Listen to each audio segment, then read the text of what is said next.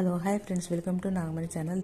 Hi, hello friends, welcome to Nagamani channel. This video is very useful to TET and DSC aspirants. Today we discuss about Telugu methodology ding dong వాదం. దీనికి మరొక పేరు ప్రకంపన వాదం. ప్రతిపాదించినది German భాషావేత్త marks Muller. ధ్వనికి భావానికి అవినాభావ సంబంధం ఉంటుందని తెలిపే వాదం డింగ్ డాంగ్ వాదం. ఆదిమానవుడు ప్రకృతి నుంచి గ్రహించిన ధ్వనులను కొన్ని అతీంద్రియ సంబంధ ప్రభావం వల్ల వాగ్రూపంగా మార్చుకున్నాడనే వాగ్రూపాలే భాషగా ఏర్పడిందని తెలిపే వాదం డింగ్ డాంగ్ వాదం.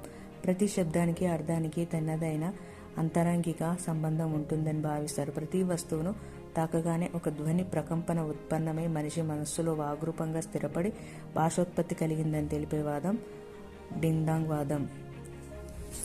వాగ్రూపం అని కనపడితే అది డింగ్ డాంగ్ వాదం అని గుర్తుపెట్టుకో.